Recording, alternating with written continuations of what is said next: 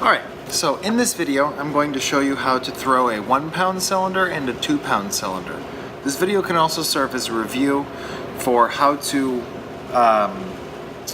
generally center and throw pots, but if you're having problems with individual parts of centering or putting the hole in the middle or raising the walls, I'd recommend that you watch those videos first. So first thing I'm going to do is I've already weighed out my clay. Here's my 1 pound ball of clay, and then here is my 2 pound ball of clay. I weighed these out on the wedging table. There's a scale, and I weighed out 1 pound and I weighed out 2 pounds. Okay, so the first thing I'm going to do is throw my 1 pound pot. I'm going to make sure that I've got a single drop of water on the wheel. I'm going to put my clay down, and then I'm going to center it. So I've got water on the clay. My hands are both wet. I'm going to anchor my arms against my body, push forward and down so that the clay is sealed on the bottom. Then I'm going to push forward to make the clay get taller, and then to make it get shorter. I'm going to use one hand so you can see in the video what's happening. It gets taller, then shorter. We need to have it go through this process several times. We always want to keep the bottom the widest point, and the top should be flat when we're ready to put our hole in the middle. So when we're making a cylinder, we want our clay to be a little wider than it is tall. I want to put my thumb into the middle. When I do this, I want to make sure that my thumb is at an angle, that it's not straight up and down. The whole time I want to keep my elbows into my body. Once I get down to where I think it's about a ½ inch thick, I want to stop the wheel, measure the thickness of the bottom. I've got about maybe a ½ inch thickness. I can go a little bit lower.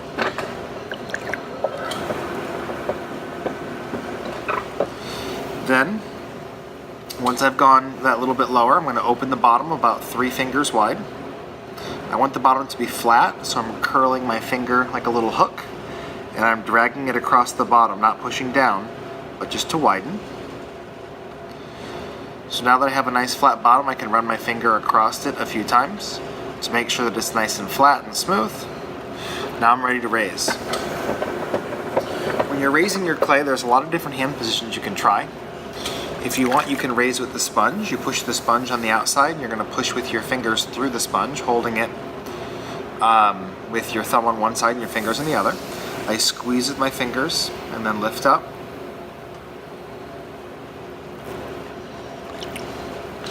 I can raise with my knuckle. When I'm raising with my knuckle, I'm using this part of my index finger, this knuckle. I'm pushing in with my knuckle, out with my fingers, and slowly lifting up.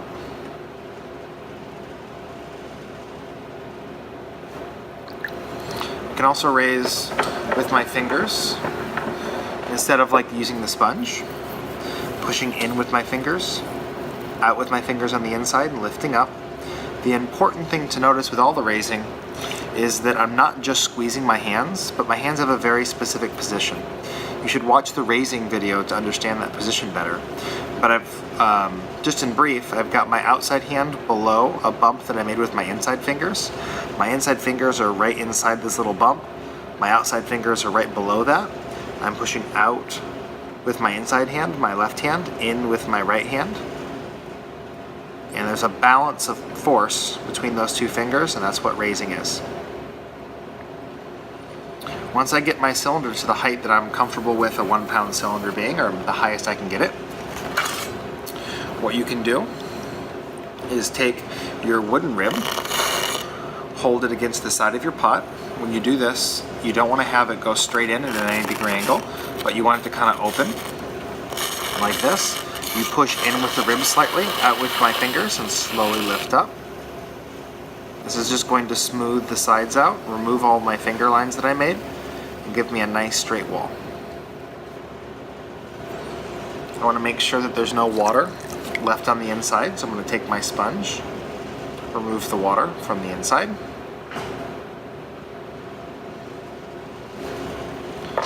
Then I'll take my wooden knife. I'll remove any excess clay that might be at the bottom. You might have a little bit more clay here at the bottom.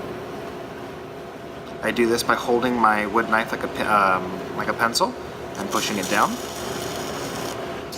Then I'll take my pin tool, undercut the bottom, then I'll stop my wheel, cut off this excess,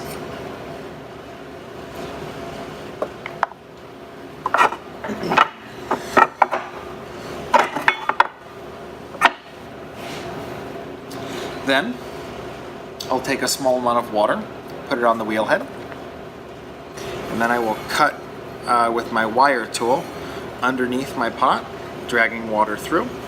Now the pot should be hydroplaning, or sitting on a puddle of water. If you have a splash pan, you're going to push the splash pan off so you can get your hand on the outside, and then slide the cylinder onto the water, and then onto your hand, and then onto a board.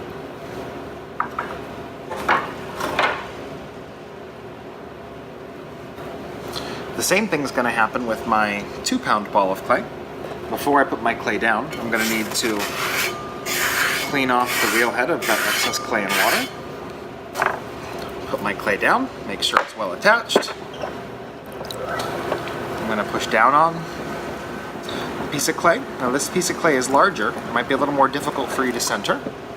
The centering process is the same. My hands together and push forward. Sometimes when you're working with a larger ball of clay, this might be more difficult. There are other ways to center that might be easier if your hands are smaller or if the clay is even larger than this. I want to make sure that my wheel's spinning fast enough. I push forward, the clay goes up. I push down, the clay goes down. Another way to center, which is very similar to this, would be to have my left hand on the back of the clay, my right hand on the front of the clay, and I squeeze with my fingers in with my right hand and push forward with my left hand. This is called cone centering. When I do this, you'll notice my hands are attached. I'm gripping my left hand with my thumb of my right hand. I'm going to push forward with my left hand, which is the same as what we've been doing, but my right hand is going to squeeze. And this can help make the clay a little bit taller and get it under control. That's cone centering. Now that my clay is centered, I still want the same basic shape. I want it wider than it is tall. I'll use my thumb the same way, at an angle. Once I feel like I'm about a half an inch, stop my wheel, measure the thickness, I'm at about a half an inch. Then I'm going to go a little bit lower, because I want it a little less than a half an inch. Widen it 3 fingers wide on the bottom.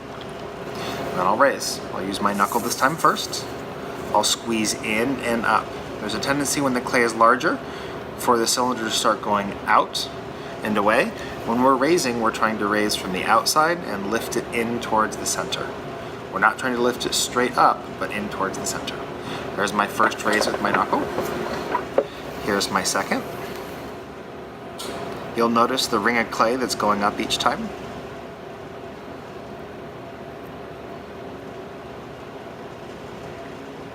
The number of times you raise it determines on how hard you're pushing. Usually you don't want to raise it more than 5 times.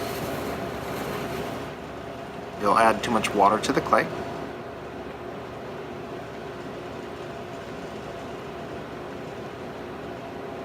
I'll just raise mine 3 times. Now I have a larger cylinder. I'm going to get the water out of the inside the same way.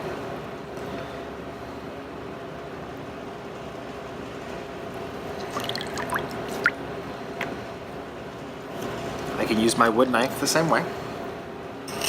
Starts at the bottom. Now that my cylinder is taller than my wood knife, I'll start at the bottom and I'll lift my wooden rib up as I lift my hand up. I'm just clearing the water off the outside. This can be done with the metal rib as well.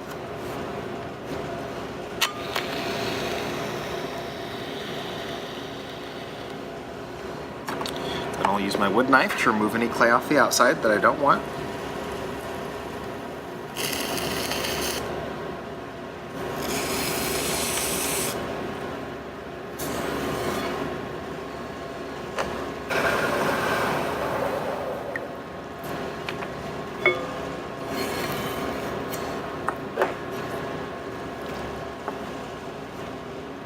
You can see the difference between a 1-pound cylinder and a 2-pound cylinder. The 2-pound cylinder should be a little taller. It can be the same width, which these are roughly the same width. The 2-pound one is a little bit wider, but you can see it's taller and it's wider. I want to see a clear difference between what you can do with 2 pounds of clay and what you can do with 1 pound of clay.